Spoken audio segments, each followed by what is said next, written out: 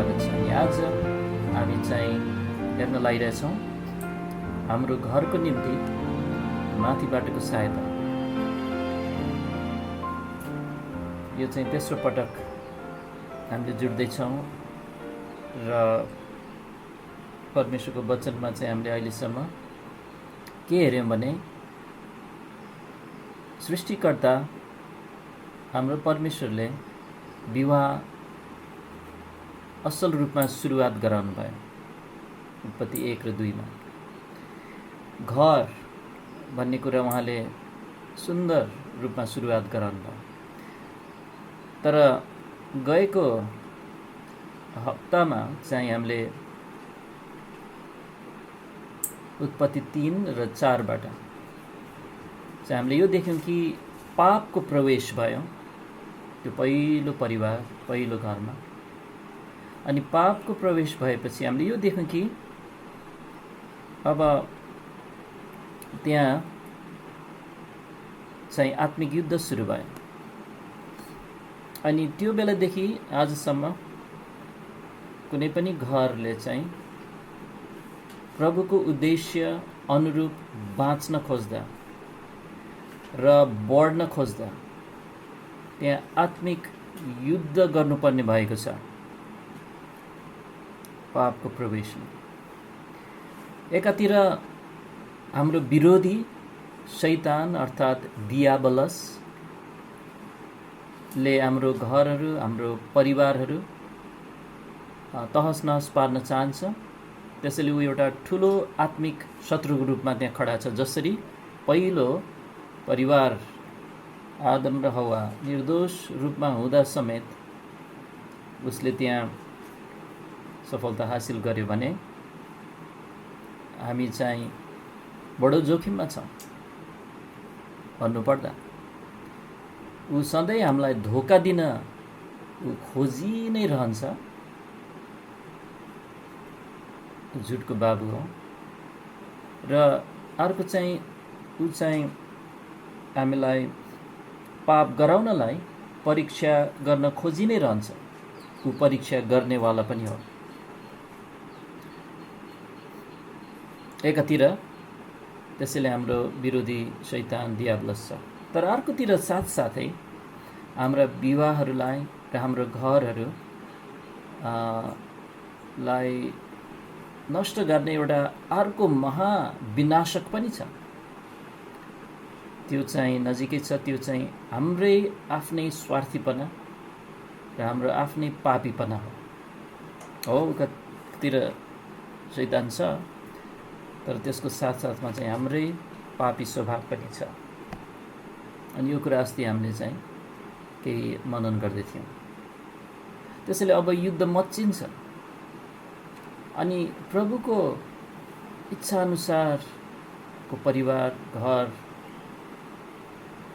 चाहिँ बनाउन खोज्दा हुन खोज्दा बाँच्न खोज्दा चाहिँ त्यहाँ भयङ्कर यो विरोध र लडाइँको बिचमा चाहिँ हाम्रो हृदयबाट चाहिँ एउटा चित्कार उठेर आउँछ कि हाम्रो घरको लागि कुनै आशा छ त?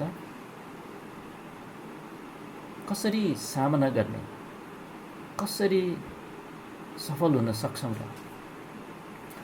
यो प्रश्नको जवाफ चाहिँ स्वर्गबाट नै परमेश्वरको वचनद्वारा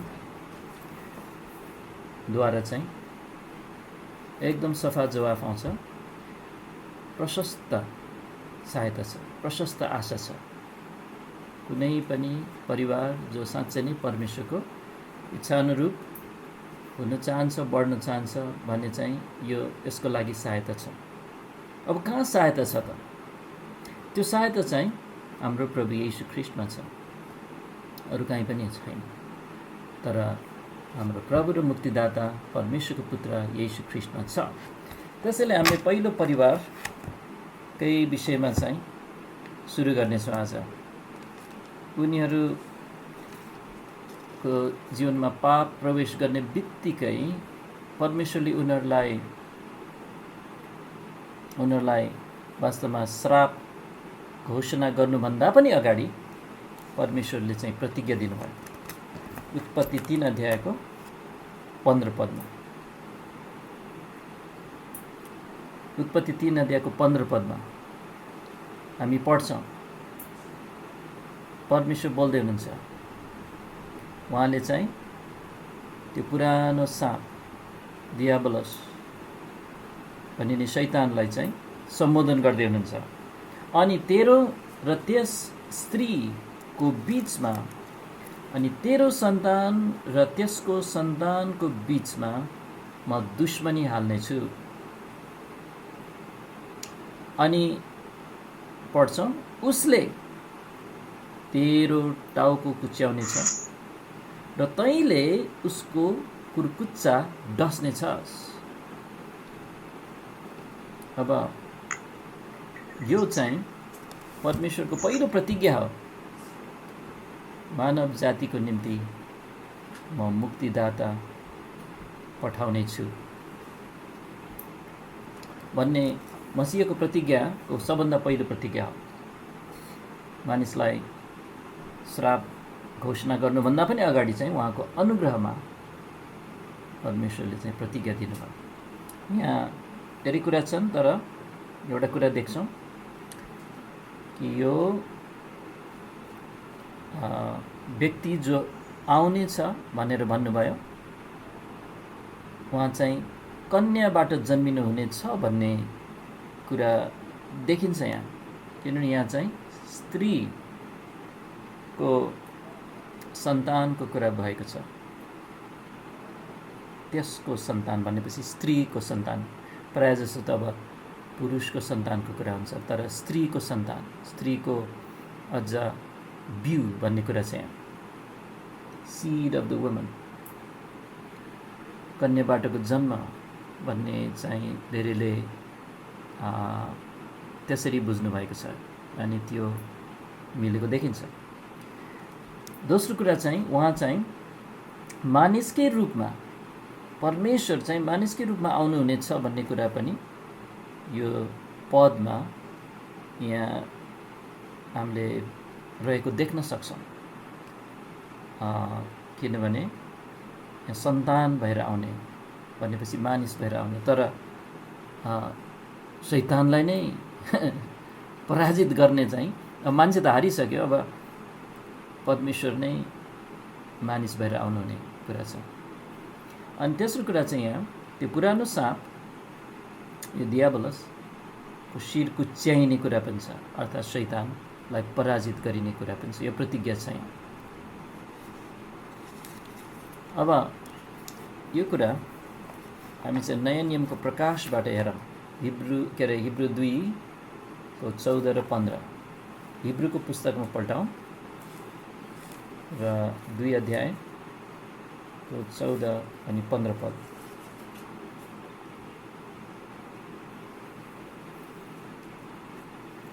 अनि यहाँ चाहिँ प्रभु येशू परमेश्वरको पुत्र मानिसको रूपमा यो संसारमा आउनुभएको कुरा चाहिँ हामीले पढ्न लागिरहेछौँ।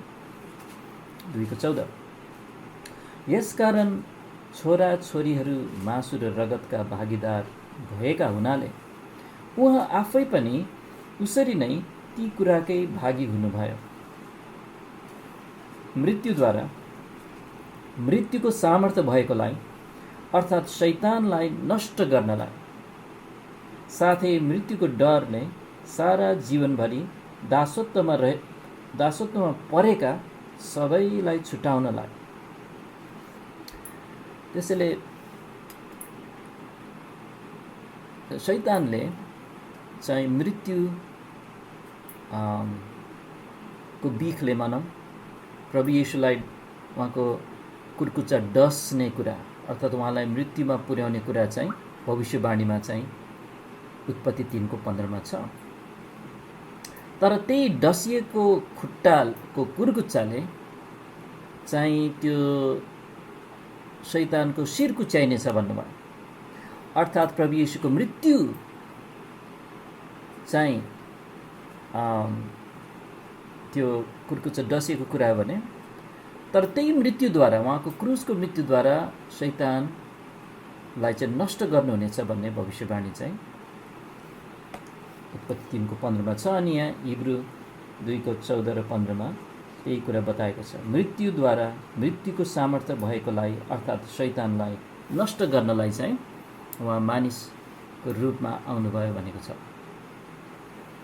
यसैले यहाँ परमेश्वरले महान मुक्तिदाता सामर्थी परमेश्वरको पुत्रलाई हाम्रो शत्रुलाई चाहिँ पराजित गर्न र हामीलाई चाहिँ छुटकारा दिन पठाउनु भएको कुरा छ।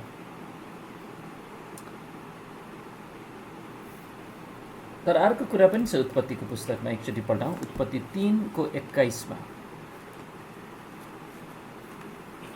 पाप प्रवेश गरिसकेको पहिलो परिवारलाई कस्तो आशा दिनुभयो परमेश्वरले हामीले हेर्दैछौँ। एक चाहिँ मुक्तिदाता पठाउनेछु भन्ने प्रतिज्ञा दिनुभयो। अनि दोस्रो कुरा चाहिँ अझ उहाँको अनुग्रहको प्रकाश दिनुभयो। उत्पत्ति 3 को हामी 21 पदमा पढ्छौँ। अनि परम प्रभु परमेश्वरले आदम र तिनकी पत्नीका निम्ति छालाको वस्त्र बनाउनु भयो र तिनीहरूलाई पहिराइदिनु भयो। मान्छेले पाप गरेपछि आफूलाई ढाक्नका लागि चाहिँ केही प्रयास गरेको थियो। 3 अध्यायको 7 पदमा हेरौँ त। तब तिनीहरू दुवैका आँखा खुले र हामी नाङ्गा रहेछौँ भनी तिनीहरूले थाहा पाए। अनि तिनीहरूले नेभाराका पातहरू जोडेर सिलाए र आफ्ना निम्ति ढाक्ने लुगा बनाए, आफ्नो शर्म ढाक्नका लागि। यो चाहिँ पापको प्रतिफल थियो। त्यो पापको प्रतिफललाई ढाक्नका लागि मानिसले केही प्रयास गरेको थियो। तर परमेश्वरले चाहिँ उनीहरूलाई ढाकिदिनलाई मान्छेको आफ्नै प्रयास रहित एउटा अर्कै उपाय गर्नुभयो, जस अन्तर्गत चाहिँ उहाँले ती मानिसको खातिर उहाँले एउटा अनुग्रहपूर्ण कार्य गर्नुभयो। त्यहाँ के भने एउटा पशुको रगत बगाइयो। त्यो पशुको मृत्यु चाहिँ एउटा बलि रूपी मृत्यु थियो, किनभने उनीहरूको सट्टामा थियो। कसरी भने किनभने अब उनीहरूलाई ढाक्नको लागि चाहिँ त्यो मारिएको पशुको छाला प्रयोग भएको छ। त्यसैले मानिसको पापको सम्बन्धमा चाहिँ परमेश्वरले एउटा अनुग्रहपूर्ण व्यवहार गर्नुभएको यहाँ देख्छौँ। अनि यसको अर्थ चाहिँ परमेश्वरले बिस्तारै खुलाउन थाल्नुहुन्छ। जस्तो कि पछि गएर इजरायलका सन्तानहरूलाई परमेश्वरले यसरी भन्नुभयो, लेवी 17 को 11 मा। लेवी 17 अध्याय को 11 पदमा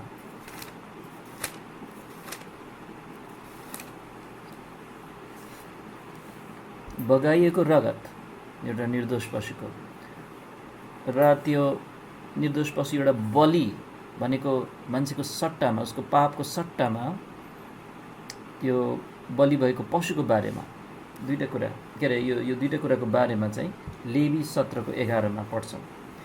किनकि प्राणीको प्राण रगतमा हुन्छ अनि मैले त्यो रगत तिमीहरूका प्राणहरूका निम्ति वेदीमाथि प्रायश्चित गर्न भनी तिमीहरूलाई दिएको छु। किनकि रगतले नै प्राणका निम्ति प्रायश्चित गर्छ, ढाक्छ। मान्छेको ढाक्ने उपाय नभइकन यहाँ चाहिँ मान्छेको प्रयास रहित परमेश्वरको यहाँ उपायमा चाहिँ त्यहाँ रगत छ, त्यहाँ बलिदान छ। अनि अब अर्को कुरा, त्यो त आदम र हव्वाले देखे, त्यो अनुभव गरे। हामीले जतिकै त उनीहरूले बुझ्न सक्ने कुरा भएन, किनभने प्रकाश चाहिँ हामीलाई जतिको दिएको छ उनीहरूलाई धेरै कम थियो। तर अब हामीलाई थाहा छ नयाँ नियमबाट कि त्यो बलिदान, त्यो पशुको बलिदान चाहिँ प्रभु येशू ख्रीष्टको रगत र बलिदानको चित्र थियो र छाया थियो अथवा प्रतीक थियो। यो कुरा चाहिँ हामी कलसी 1 अध्यायमा पढौँ। कलसी 1 को 14 मा। कलसी अनि अध्याय 1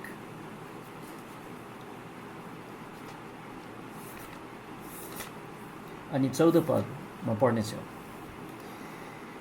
उहाँमा भनेको प्रभु येशू ख्रीष्टमा हामीले उहाँको रगतद्वारा छुटकारा अर्थात् पापहरूको क्षमा पाएका छौँ।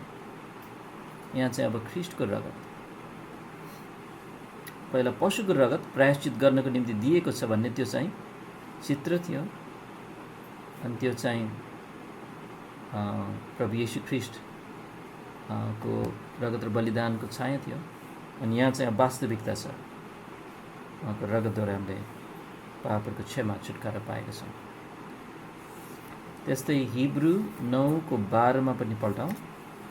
हिब्रू 9:12 अनि यहाँ हिब्रू 9:12 पढ्छौँ, न त बोका र बाछाहरूको रगतद्वारा तर उहाँको आफ्नै रगतद्वारा उहाँ पवित्र स्थानभित्र एकैचोटि पस्नुभयो र हाम्रा निम्ति अनन्त छुटकारा प्राप्त गर्नुभयो। त्यसैले परमेश्वरले गर्नुभएको प्रबन्धलाई हेर्दैछौँ। अनि अरू थुप्रै पदहरू हेर्न सक्थ्यौँ, तर अब यो प्रबन्ध त छ, तर यो परमेश्वरको यो प्रबन्ध व्यक्तिगत बनाइनुपर्छ। कैनले गरेन भन्ने देख्छौँ, उसले विश्वास गरेन। आबिलले गर्यो, आदम हव्वाले गर्यो।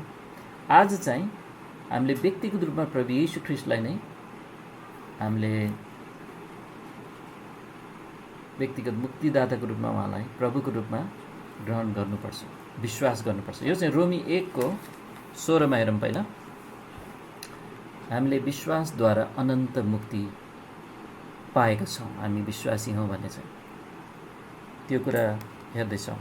रोमी 1:16 किनकि म ख्रीष्टको सुसमाचारसँग लजाउँदिनँ, किनकि कसका लागि भने चाहिँ यहाँ विश्वास गर्ने हरेकका लागि, पहिले यहुदीका लागि र ग्रिकका लागि पनि मुक्तिका निम्ति यो परमेश्वरको सामर्थ्य हो।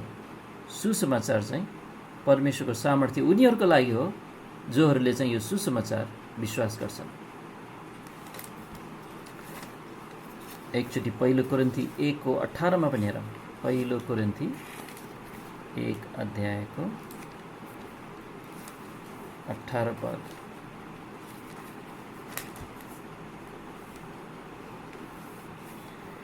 यहाँ पनि हामी पढ्छौँ, किनकि क्रुसको प्रचार चाहिँ नष्ट हुनेहरूका निम्ति मूर्खता हो, तर हामी मुक्ति पाउनेहरूका निम्ति चाहिँ परमेश्वरको सामर्थ्य हो भनेछ। विश्वास गर्नेहरूका लागि सुसमाचार मुक्तिको निम्ति परमेश्वरको सामर्थ्य हो। अनि यहाँ देख्छौँ मुक्ति पाउनेहरूका निम्ति फेरि त्यो क्रुसको प्रचार अथवा सुसमाचार परमेश्वरको सामर्थ्य हो। दुईचोटि यहाँ दुई ठाउँमा पढ्यौँ। अनि 21 पदमा हेर्नुहोस्, 21 पद, किनकि परमेश्वरको बुद्धि अनुसार जब संसारले परमेश्वरलाई बुद्धिद्वारा चिन्न सकेन, तब प्रचारको मूर्खताद्वारा विश्वास गर्नेहरूलाई मुक्ति दिनु परमेश्वरलाई असल लाग्यो। विश्वास गर्नेहरूले मुक्ति पाउँछ। अनि अझ अर्को एउटा पद यही सन्दर्भमा के अरे एफएससी 1:19 यहाँ पढ्छौँ, र उहाँको शक्तिशाली सामर्थ्यको काम अनुसार, घरिघरि हामी परमेश्वरको सामर्थ्यको कुरा हेर्दैछौँ। हामी विश्वास गर्नेहरूप्रति त्यो चाहिँ हाम्रो जिम्मेवारी हामी घरिघरि देख्दैछौँ। सुसमाचार सुन्नेहरू, हामी विश्वास गर्नेहरूप्रति उहाँको सामर्थ्यको अपार महानता के रहेछ सो जान्न सकौँ। आइडिया पाउँदै हुनुहुन्छ है? परमेश्वरको प्रबन्ध छ। पाप प्रवेश भएर हामी त्यहाँ शैतान छ, हाम्रो शत्रु, हामीसँग पाप स्वभाव छ, तर परमेश्वरको माथिबाटको सहायता छ। हामीले विश्वास गर्यौँ भने परमेश्वरको सामर्थ्य हाम्रो पक्षमा काम गर्नुहुन्छ भन्ने कुरा चाहिँ ठाउँ ठाउँमा हेऱ्यौँ। अब अर्को यूहन्ना 1 अध्यायको 12 र 13। यूहन्ना 1 को 12 र 13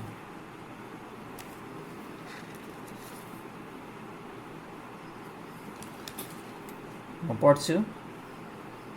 तर जतिले उहाँलाई ग्रहण गरे तिनीहरूलाई उहाँले परमेश्वरका सन्तान हुने, अनि त्यसपछि शब्द के छ, अधिकार दिनुभयो। अनि यो शब्द चाहिँ अधिकार भन्दाखेरि चाहिँ दुईटा कुरा छ वास्तवमा। एउटा चाहिँ ठ्याक्कै त्यो अधिकार भन्ने शब्द छ, तर त्यो मात्र छैन, त्यहाँ चाहिँ सामर्थ्य भन्ने पनि कुरा छ।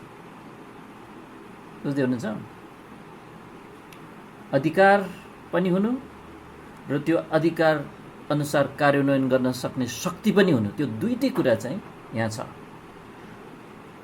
त्यसैले अधिकार र शक्ति, यसरी यो दुईटा शब्दहरूलाई चाहिँ सोचिराख्नुहोस्। तर जतिले उहाँलाई ग्रहण गरे तिनीहरूलाई उहाँले परमेश्वरको सन्तान हुने अधिकार र शक्ति दिनुभयो, अर्थात् तिनीहरूलाई जसले उहाँको नाममा विश्वास गर्दछन्। फेरि विश्वास गर्नेहरूमा चाहिँ परमेश्वरबाटको यो सहायता, यो शक्ति, यो अधिकार मिल्दछ। के को लागि? यहाँ भनिन्छ 13 पद, जो न त रगतबाट, न त शरीरको इच्छाबाट, न त मानिसको इच्छाबाट, तर परमेश्वरबाट जन्मेका हुन्। भनेपछि परमेश्वरको सन्तान बन्ने यो अधिकार र शक्ति चाहिँ नयाँ आत्मिक जन्मको शक्ति हो।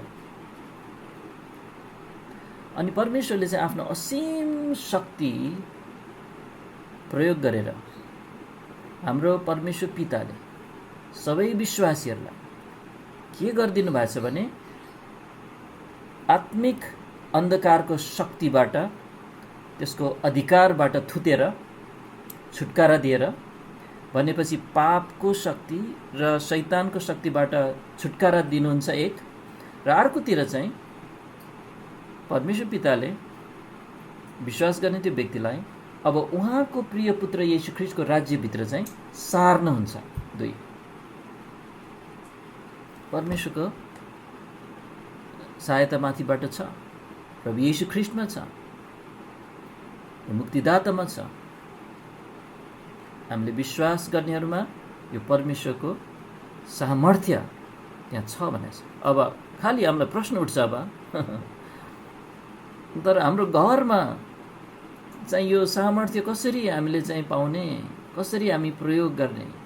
हाम्रो दैनिक जीवनमा यो यत्रो छुटकारा दिने शक्ति जो छ हामी प्रति, विश्वास गर्नेहरूप्रति परमेश्वरको, त्यो शक्तिलाई चाहिँ अब त्यो पापको शक्तिको विरुद्धमा र शैतानको शक्तिमाथि र उसको विरुद्धमा कसरी लागू गरिनुपर्छ त? यो चाहिँ राम्रो प्रश्न हो। अनि त्यो चाहिँ हामी अध्ययन गर्न थाल्नेछौँ। हाम्रो मूल विषयमा आइपुगे भयो कि हाम्रो घरमा, हाम्रो दैनिक जीवनहरूमा परमेश्वरबाटको यो छुटकारा दिने शक्तिलाई पापको शक्ति र शैतानको शक्तिमाथि कसरी लागू गरिनुपर्छ र कसरी यो हुन्छ, कसरी काम गर्छ यसले। यो चाहिँ बाइबलमा प्रष्ट सिकाइएको विषय हो। अनि यसमा चाहिँ हामी 6वटा बुँदामा रहेर अध्ययन गर्नेछौँ। आज चाहिँ सके 3वटा बुँदाहरूसम्म चाहिँ हेर्न प्रयास गर्नेछौँ। सर्वप्रथम ख्रीष्टसित हामी विश्वासीहरू आत्मिक रूपमा एक भएका छौँ भन्ने जानेर हाम्रो दैनिक जीवन, हाम्रो घरको जीवनमा चाहिँ परमेश्वरबाट यो छुटकारा दिने शक्तिलाई चाहिँ पापको शक्ति र शैतानको शक्तिमाथि लागू गरिन्छ। कसरी? ख्रीष्टसित हामी आत्मिक रूपमा के भएका छौँ भनेर जानेर एक भएका छौँ भन्ने जानेर। नम्बर 2, चाहिँ दैनिक जीवनको निम्ति प्रभुको सामर्थ्यको प्रबन्धमा खडा भएर त्यसरी हामी घरको सवालमा, हाम्रो विवाहको सम्बन्धहरूको सवालमा, हाम्रो दैनिक क्रिस्चियन जीवनमा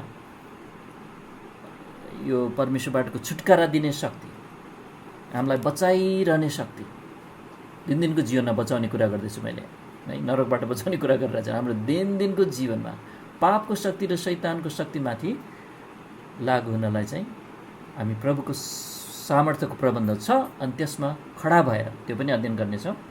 र तेस्रो चाहिँ हामीले अध्ययन गर्नेछौँ कसरी लागु गरिनुपर्छ भने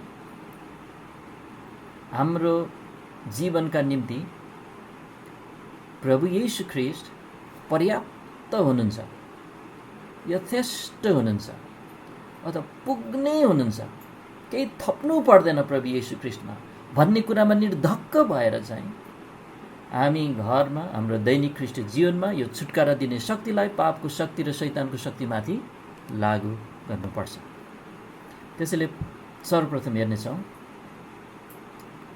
हामी यो परमेश्वरबाटको सहायता र शक्ति चाहिँ कसरी लागु गर्छौँ भने आत्मिक युद्धमा नम्बर 1, ख्रीष्टसित हामी आत्मिक रूपमा एक भएका छौँ भन्ने जानेर।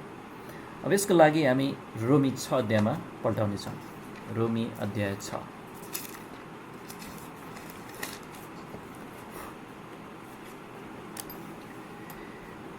रोमी अध्याय 6।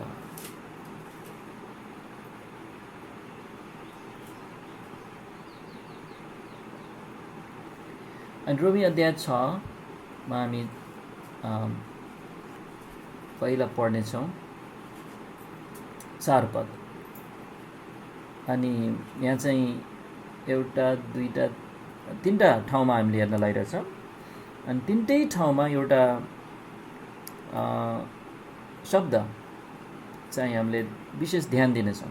किनभने यहाँ पहिलो कुरा के छ भने हाम्रो बुदा हामीले ख्रीष्टसितको हाम्रो आत्मिक एकताको सत्यतालाई चाहिँ पहिचान गर्नु चाहिँ हामीले नितान्त आवश्यक छ परमेश्वरको यो सामर्थ्य हाम्रो जीवनमा लागु हुनलाई।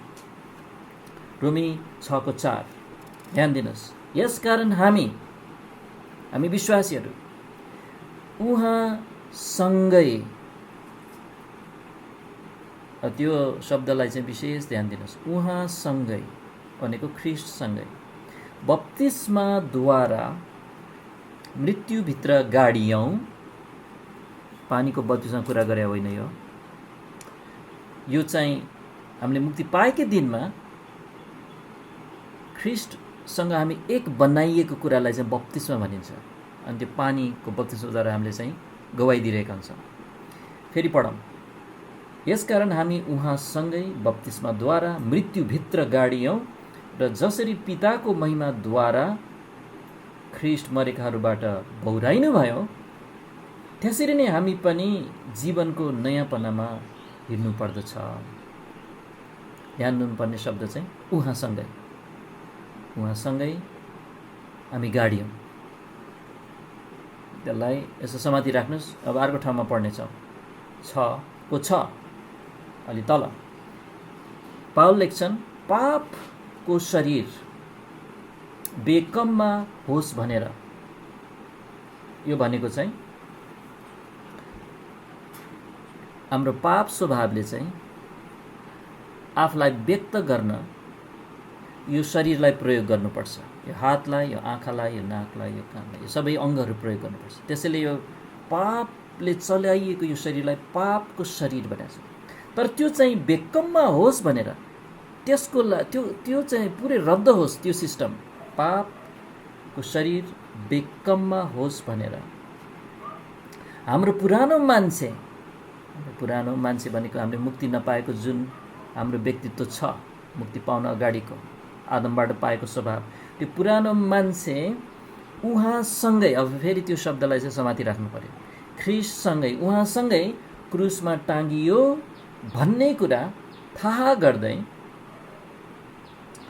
अब उसो हामी पापको दास हुनु हुँदैन।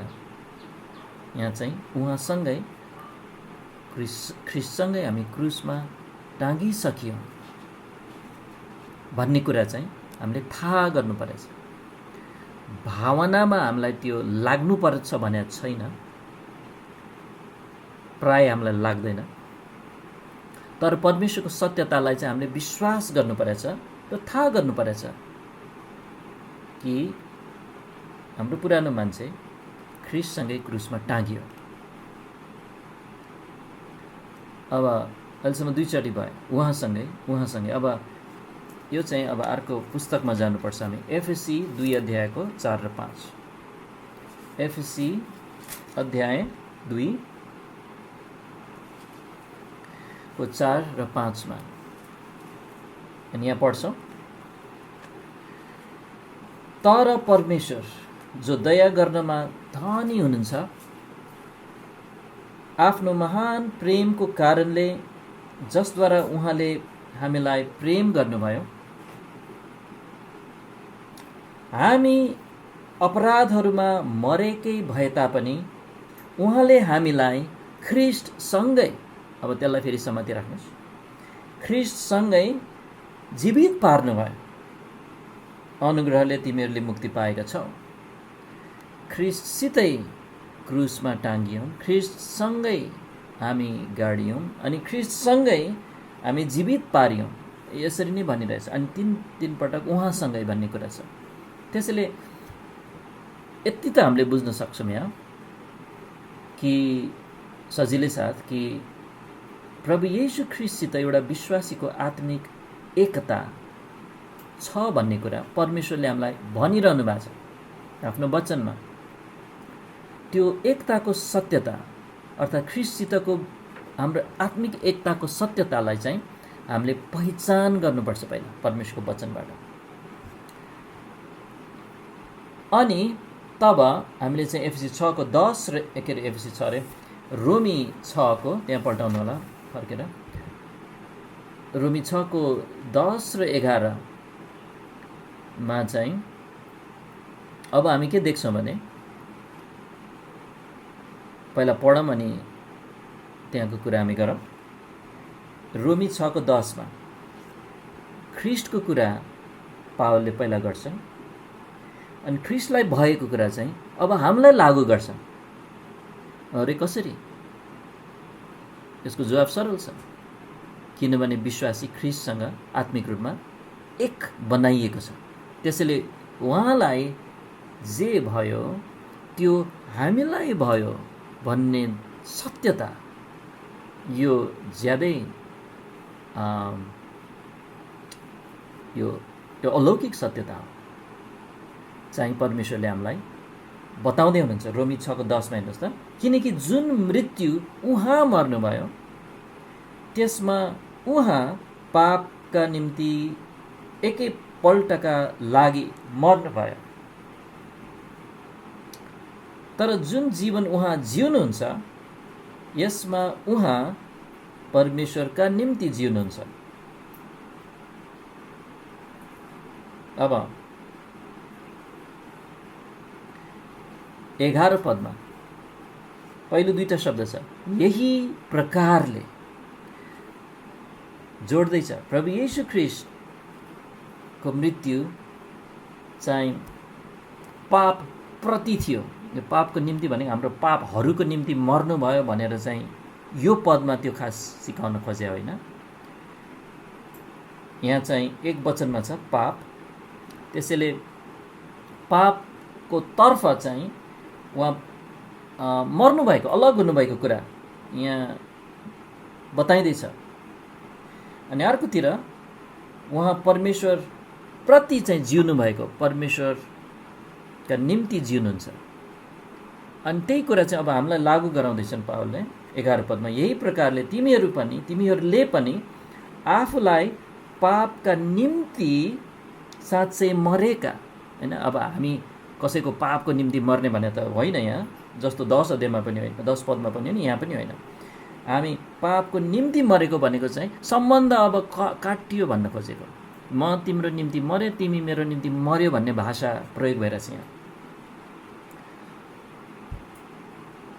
यही प्रकारले तिमीहरूले पनि आफूलाई पापका सम्बन्धमा अथवा पापका निम्ति पापको सवालमा साँच्चै मरेको, तर हाम्रो प्रभु येशू ख्रीष्टद्वारा उहाँसित एक भएकोले, उहाँसित हाम्रो आत्मिक एकता भएकोले उहाँद्वारा परमेश्वरका निम्ति जिउँदा भएका के गर ठाना।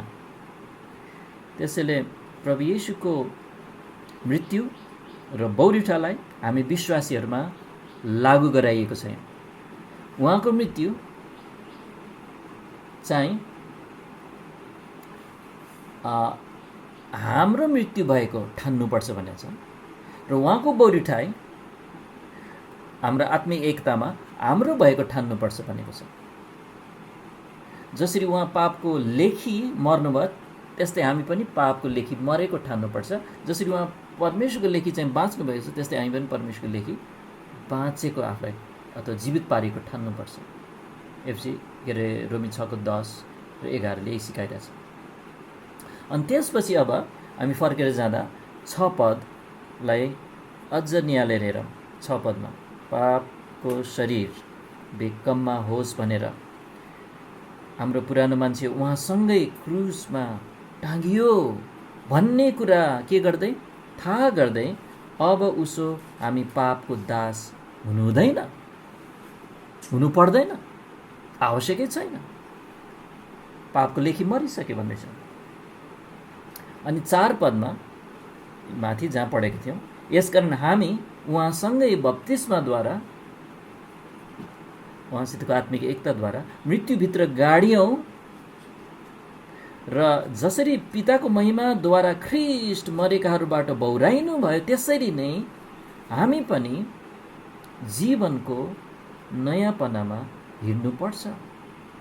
अब हामी नयाँ जीवनमा हिँड्न सक्छौँ भन्दैछ। यसको माने चाहिँ प्रभुसितको हाम्रो आत्मिक एकताले गर्दा हामी अब दिनदिनै पापमाथि विजय अनुभव गर्न सक्छौँ। परमेश्वरको प्रबन्ध छ र साथै परमेश्वरको आज्ञा पालनको जीवन पनि जिउन सक्छौँ। परमेश्वरले प्रबन्ध गर्नुभएको छ प्रभु येशू ख्रीष्टमा। रोमी 6ले त्यही नै सिकाएको छ। त्यसैले घरमा हाम्रो दैनिक जीवनमा हामीले यो पापको शक्ति र शैतानको शक्तिमाथि परमेश्वरको सहायताबाटको शक्तिको अनुभव गर्नलाई चाहिँ पहिला चाहिँ के आवश्यक पर्ने रहेछ भने ख्रीष्टसित म आत्मिक रूपमा एक भएको छु भन्ने कुरा मैले जान्नुपर्ने रहेछ। रोमी 6ले त्यही नै सिकाएको छ। अब दोस्रो कुरामा हामी जानेछौँ। दोस्रो, यो बुँदा चाहिँ यस प्रकार छ। दैनिक जीवनको निम्ति प्रभुको सामर्थ्यको प्रबन्धमा खडा भएर अब दिनदिनको जीवनमा पापको शक्ति, शैतानको शक्ति माथि चाहिँ परमेश्वरको शक्ति हामीले चाहिँ लागू गर्न सक्छौँ भन्ने कुरा चाहिँ अब हेर्न लागिरहेछ। कसरी? प्रभुको सामर्थ्यमा अथवा प्रभुको सामर्थ्यको प्रबन्धमा उपलब्ध गरिदिनु भएको छ। त्यसमा चाहिँ हामी सिर्फ खडा हुनु परेछ। खडा, यो चाहिँ दोस्रो कुरा हो। हाम्रो दैनिक जीवनका लागि प्रभुको सर्वशक्तिमान सामर्थ्य त्यहाँ छ, जुन सामर्थ्यमा, त्यो सर्वशक्तिमान सामर्थ्यमा चाहिँ विश्वासैद्वारा तपाईँ र म खडा हुनु परेको छ। अनि कसरी प्रभुको सर्वशक्तिमान सामर्थ्यको पहुँचमा हामी आइपुग्यौँ भन्ने प्रश्न सोध्नुहुन्छ नि। यसको जवाब अघि नै पहिलो बुँदामा हामीले अध्ययनमा हेरिसक्यौँ कि ख्रीष्टसितको हाम्रो आत्मिक एकताद्वारा उक्त सामर्थ्यको पहुँचमा हामी ल्याइसकिएका छौँ। मुक्ति पाएकै घडी ल्याइसकेका छौँ। हामीले जान्नु परेछ र ठान्नु परेछ। अब यसको लागि चाहिँ हामी दोस्रो बुँदाको लागि चाहिँ एफएसी 6मा जानेछौँ। एफएसी 6को 10 र 11 पद। एफएसी 6को 10 र 11। अनि यहाँ म पढ्नेछु। अन्तमा मेरा भाइहरू हो। पावलले विश्वासीहरूलाई लेख्दछन् एफेससमा, अन्तमा मेरा भाइहरू हो, प्रभुमा र उहाँको बलको सामर्थ्यमा बलवान हो। त्यसैले यहाँ चाहिँ प्रभुमा देख्नुभयो, आत्मिक रूपमा प्रभु येशू ख्रीष्टसित हामी एक भएको छौँ, त्यसैले प्रभुमा छौँ अनि उहाँमा भएको बलको सामर्थ्य हाम्रो लागि उपलब्ध छ। उहाँद्वारा बल पाओ भन्दैछ यहाँ 11 पद, शैतानका धूर्त युक्तिहरूका विरोधमा खडा हुन सक्नलाई परमेश्वरका सारा हतियारहरू धारण गर। त्यसैले हामी खडा हुन सक्छौँ भन्दैछ यहाँ। हाम्रो विरोधी शैतानको धूर्त युक्तिहरूको विरोधमा, अनि तर खडा हुन सक्नको लागि चाहिँ परमेश्वरले प्रबन्ध गर्नुभएको उहाँको सर्वशक्तिमान सामर्थ्यमा चाहिँ हामी खडा हुनुपर्छ विश्वासद्वारा भन्ने कुरा चाहिँ हामी हेर्न लागिरहेछौँ। 16 पदमा हेरौँ त। 16 पद, यी सबै बाहेक विश्वासको ढाल उठाओ, जसद्वारा दुष्टका सबै अग्निबाणहरू निभाउनलाई तिमीहरू समर्थ हुनेछौ। यो पदअनुसार तपाईँ र म विश्वासीहरू दिनदिनै प्रभुमाथिको हाम्रो पल पलको विश्वास राख्नु नै, अर्थात् दिनदिनै प्रभुमाथि हामीले पल पलमा विश्वास राख्दै हिँड्नु नै हाम्रो त्यो दुष्ट शत्रुको आक्रमणको विरुद्धमा ढाल उठाउनु हो। विश्वासको ढाल भनेको छ। अनि यस ढालद्वारा भनेको प्रभुको सामर्थ्यमा हामी विश्वासद्वारा जब भरोसा राखेर खडा हुन्छौँ, यो ढालद्वारा चाहिँ हामीले त्यो शत्रुको सबै, यहाँ भनेको छ सबै अग्निबाणहरू निभाउन सक्छौँ। उसको सबै आक्रमणहरू हामीले विफल तुल्याउन सक्छौँ प्रभुमा, उहाँको सर्वशक्तिमान सामर्थ्यमा भरोसा गरेर। विश्वासको ढाल भनेको नै उहाँमा भरोसा गरेर, विश्वास गरेर, भर परेर निभाउन सक्छौँ। अझ याकुबले त यसरी भन्छन्, याकुबको पुस्तक 4 अध्यायमा पल्टाउनुहोस् त, यही विषयलाई लिएर। याकुब 4:7,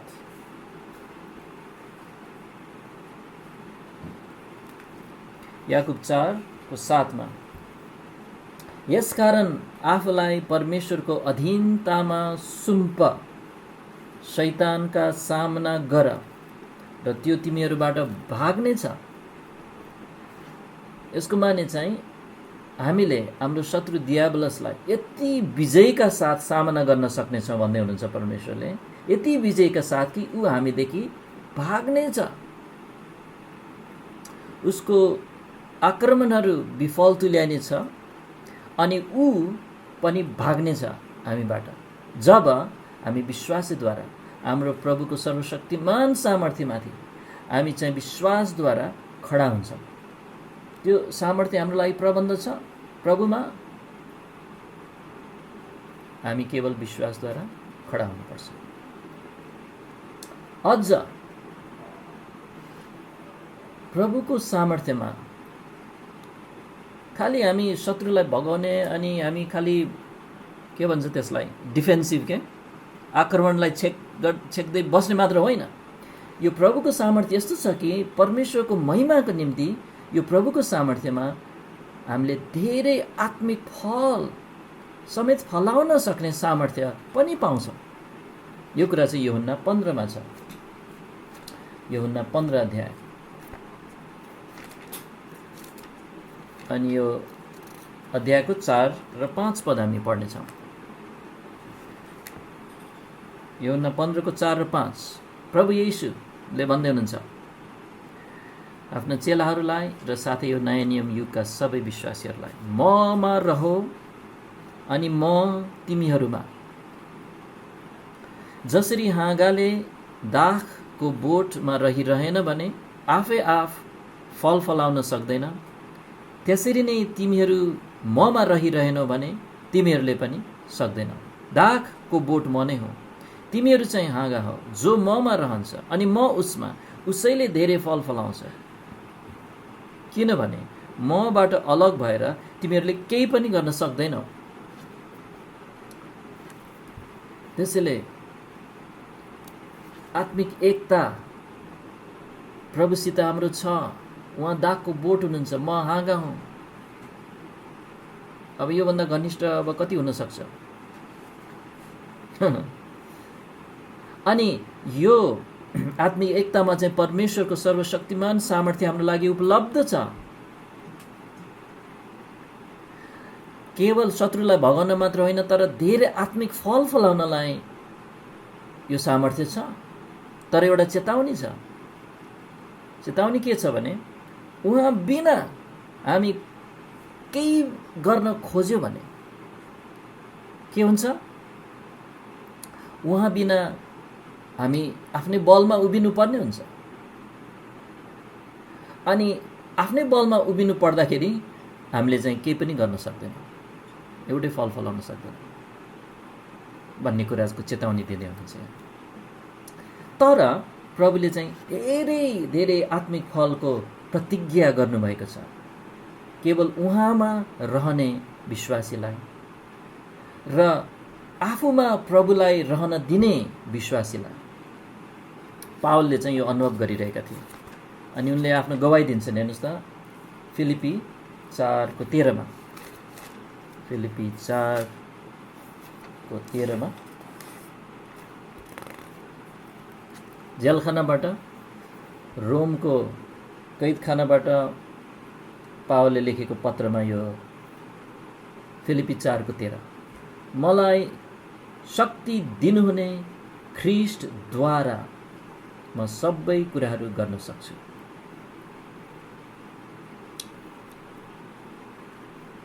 त्यसैले यहाँ चेतावनी देख्यौँ उहाँ बिना गर्न खोज्नेहरूलाई चाहिँ केही पनि गर्न सक्दैन भनेर। अर्कोतिर चाहिँ प्रतिज्ञा दिनुभएको छ उहाँद्वारा जिउनेलाई चाहिँ सबै कुरा गर्न सक्छ जुन परमेश्वरले हामीले गरेको चाहनु भएको छ। फिलिपी 1:11 हेर्नुहोस्। फिलिपी 1:11 पावलले नै पत्रमा लेख्छन्, जुन फलहरू चाहिँ येशू, हामी चाहिँ 10 पद पनि पढ्नु पर्यो। फलस्वरूप उत्तम कुराहरू तिमीहरूले जाँचेर थाहा पाउन सक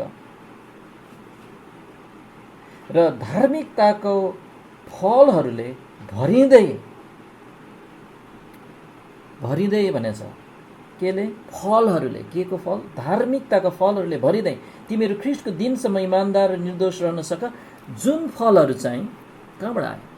यी फलहरू चाहिँ येशू ख्रीष्टद्वारा आएको हो, परमेश्वरको महिमाको निम्ति र प्रशंसाको निम्ति।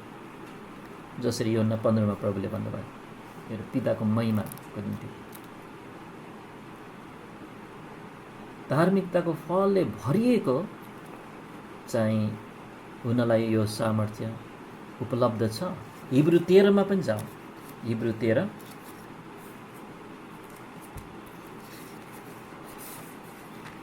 जति सुन्दर पदहरू यिनीहरू धेरै मनन गरिनुपर्ने।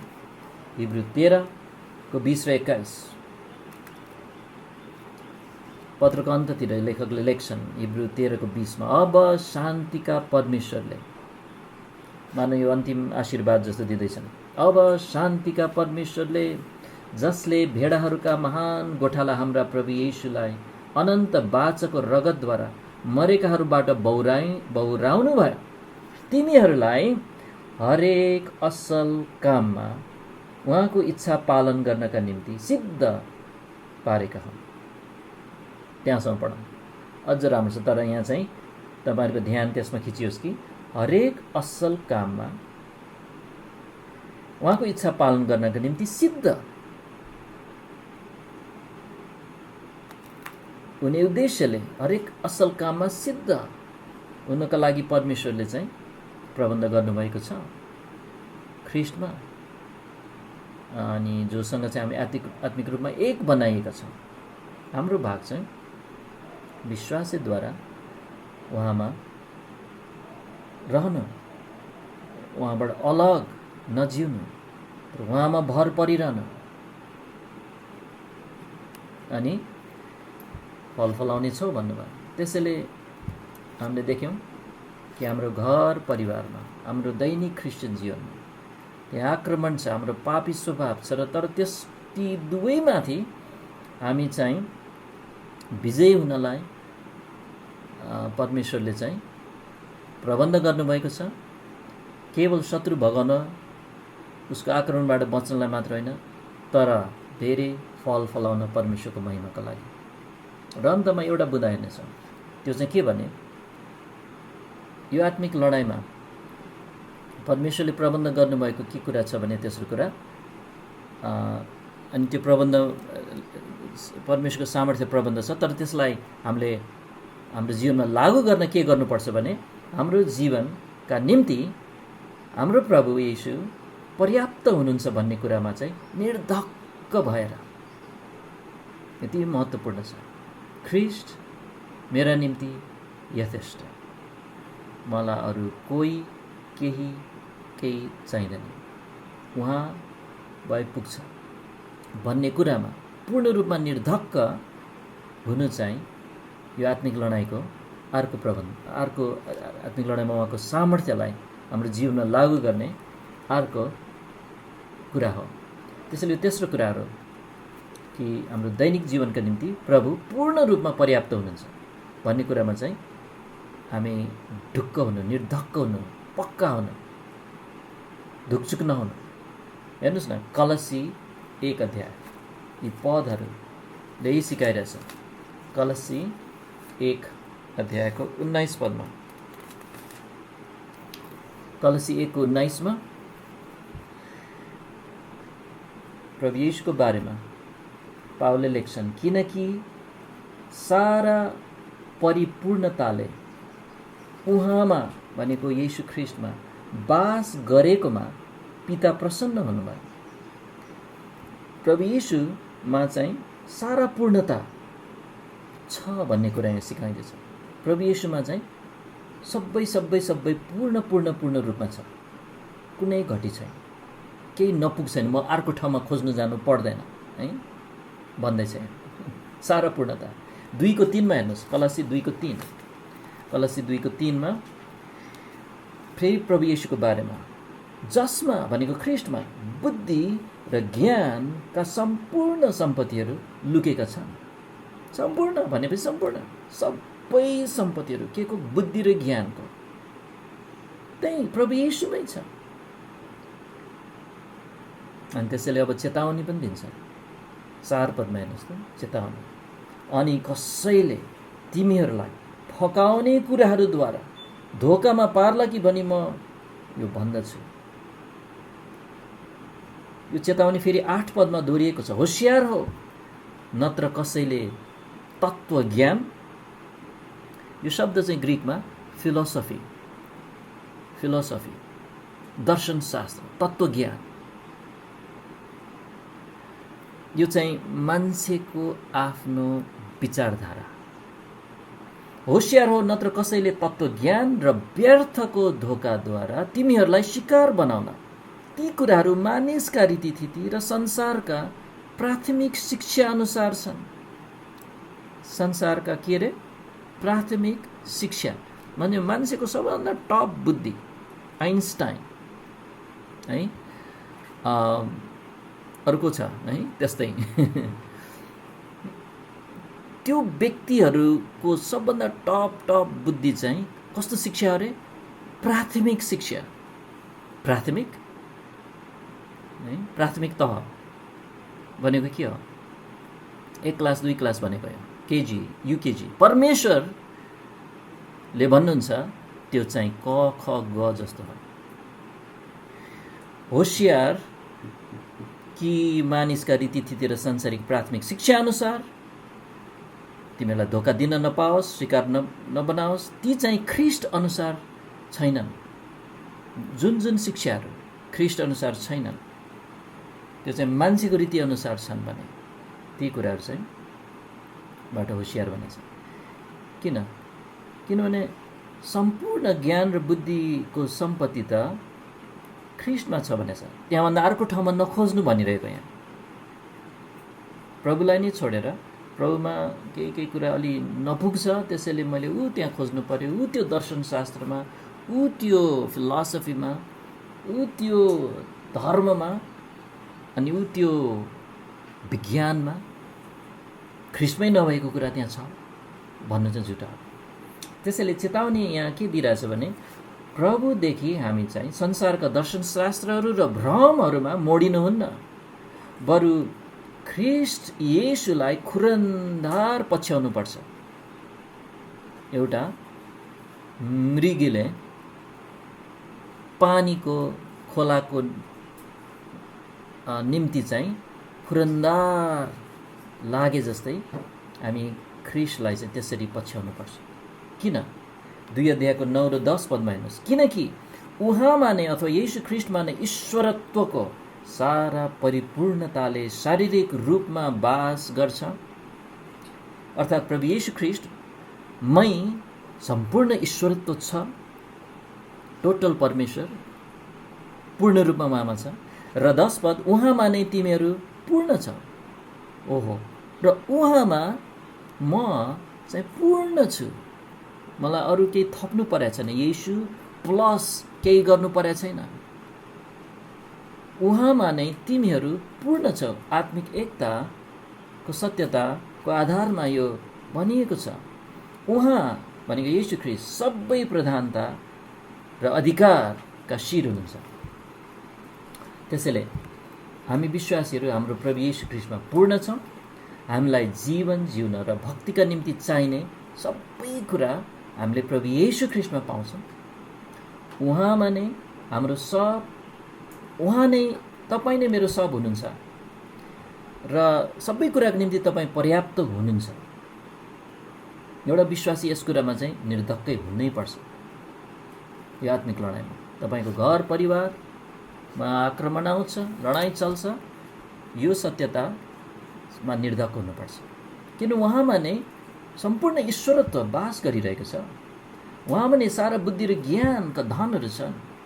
त्यसैले त प्रभुले भन्नुभयो, म जीवन दिन आएको हुँ। यूहन्ना 10:10 म जीवन दिन आएको हुँ र त्यो पनि प्रशस्त गरी दिन आएको हुँ। त्यसैले प्रभु येशू ख्रिस्ट मात्रै यो प्रशस्तताको क्रिस्चियन जीवनको निम्ति पूर्ण रूपमा पर्याप्त स्रोत हुनुहुन्छ। अनि उहाँमा मात्र हाम्रा जीवनहरू, हाम्रो विवाहहरू, हाम्रो परिवारहरू, हाम्रो घरहरूको निम्ति सबै आत्मिक सहायता र हाम्रो सामर्थ्य अनि स्रोत उहाँ नै हुनुपर्छ। घरको निम्ति हाम्रो आशा चाहिँ प्रभु येशू ख्रिस्ट र उहाँ मात्र। त्यसैले आज हामीले 3वटा कुराहरू अध्ययन गऱ्यौँ। हाम्रो घरको निम्ति माथिबाटको सहायता छ, अनि त्यो चाहिँ हामीले कसरी लागू गर्न सक्छ हाम्रो जीवनमा भने ख्रिस्टसित हाम्रो हामी आत्मिक रूपमा एक भएको छौँ भन्ने जानेर र दैनिक जीवनको निम्ति प्रभुको सामर्थ्यको प्रबन्धमा खडा भएर र हाम्रो जीवनका निम्ति प्रभु पर्याप्त हुनुहुन्छ भन्ने कुरामा निर्धक्क भएर। प्रभुले तपाईँहरूलाई धेरै आशिष दिनुभएको होस्। आउनुहोस् हामी धन्यवाद दिउँ प्रभुलाई। हाम्रो समय सकियो अनि